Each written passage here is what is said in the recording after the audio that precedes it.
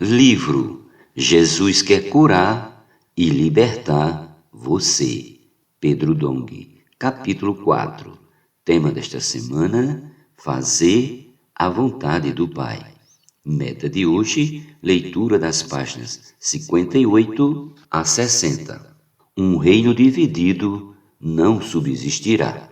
Ao afirmar que Jesus expelia demônios pelo poder de Beelzebu, os fariseus afrontaram o Senhor, blasfemaram contra ele. Mas o que gostaríamos de ressaltar é que, ao mostrar para os fariseus que um reino dividido não subsistiria, Jesus mostrou também a importância da unidade. Sabe por quê? Porque hoje vivemos na realidade do reino dos céus. Portanto, não pode haver divisão entre nós. Se lutarmos uns contra os outros, o reino não subsistirá. Por isso Deus coordenou o corpo, concedendo muito mais honra àquilo que menos tinha, para que não haja divisão no corpo. Pelo contrário, coopere os membros com igual cuidado em favor uns dos outros. 1 Coríntios capítulo 12, versículos do 24 ao 25. No tempo de Apocalipse, isto é, nos tempos finais, Deus não irá tolerar divisão entre nós. Por esse motivo, se você tem problema com algum irmão, resolva imediatamente. Não se pode permitir qualquer raiz de divisão em nosso meio. O que precisamos é orar uns pelos outros, evitar críticas e cuidar dos irmãos, suportando-os em amor. Se houver algo para perdoar, não deixe para amanhã. Faça isso hoje. Essa é a vontade do Pai, pois dessa forma seu reino permanecerá para sempre. Os que promovem divisão no corpo de Cristo não fazem a vontade de Deus. Ao escrever aos Romanos, Paulo roga aos irmãos: que noteis bem aqueles que provocam divisões e escândalos, em desacordo com a doutrina que aprendestes. Afastai-vos deles, pois estes tais não servem a Cristo nosso Senhor, e sim a seu próprio ventre, e com suaves palavras e lisonjas enganam o coração dos incautos. Romanos capítulo 16, versículos do 17 ao 18. Esse é um assunto sobre o qual Paulo fala com muita ênfase e adverte que devemos afastar-nos daqueles que promovem divisão na igreja, pois esses tais não servem a Cristo, nosso Senhor. Portanto, irmãos, sejamos cuidadosos quanto a isso. No viver da igreja, suportamos muitas coisas, mas não podemos tolerar que haja divisão no corpo, pois isso vai de encontro à vontade de Deus. Jesus questiona os judeus quanto à prática do exorcismo.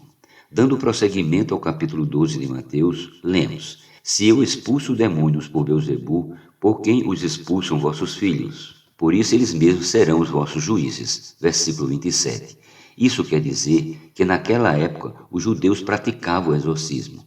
No livro de Atos, vemos que alguns judeus exorcistas ambulantes, filhos de um sumo sacerdote, tentaram invocar o nome do Senhor Jesus sobre possessos de espírito maligno, dizendo: esconjuro-vos por Jesus, a quem Paulo prega. Mas o espírito maligno lhes respondeu: conheça Jesus e sei quem é Paulo, mas vós quem sois? E o possesso do espírito maligno saltou sobre eles, subjugando a todos, e de tal modo prevaleceu contra eles, que desnudos e feridos fugiram daquela casa. Chegou este fato ao conhecimento de todos, assim judeus como gregos, habitantes de Éfeso. Veio temor sobre todos eles, e o nome do Senhor Jesus era engrandecido.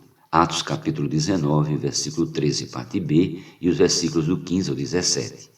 A nota 2 de Mateus 12, na versão King James atualizada, mostra que naquela época os judeus praticavam o exorcismo e Jesus questionou a autoridade com que exercia essa prática. Se ele fez esse questionamento, certamente se tratava de algo que não tinha aprovação do Pai.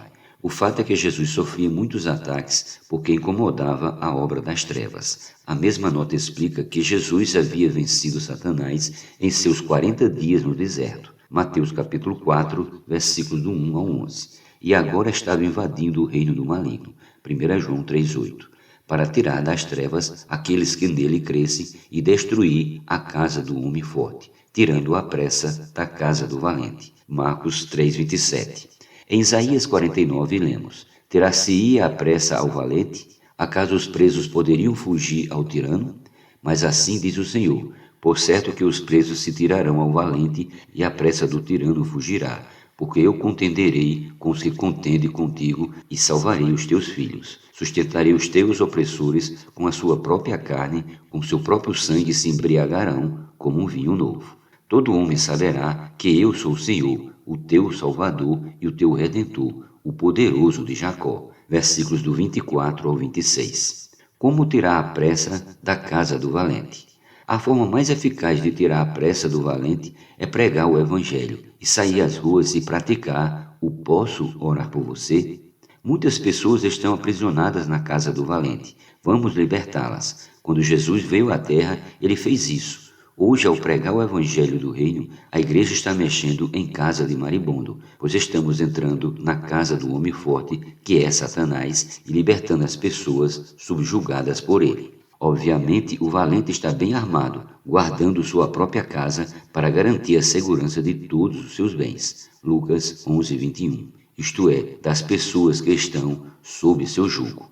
Mas graças a Deus, o Senhor Jesus fez a vontade do Pai, pregou o Evangelho do Reino, realizou a redenção por nós e tornou-se o nosso modelo. Por isso saímos e pregamos esse Evangelho, isto é, amarramos o valente para libertar as pessoas que estão sob o jugo da escravidão. Ao fazer isso, elas são colocadas debaixo da autoridade do reino dos céus. Conforme a nota 2, citada acima de Mateus 12, da versão King James atualizada, não pode haver neutralidade no reino de Deus. Quem não serve a Cristo está servindo ao diabo, que é o diretor-geral do sistema econômico, político, social e religioso deste mundo. Na nota 1 de Mateus 12:28, da versão Restauração, lê-se que o Espírito de Deus é o poder do reino de Deus. Onde está o Espírito de Deus em poder, aí está o reino de Deus, e aí os demônios não têm vez. A casa é o reino de Satanás. Este também é o homem forte, o maligno.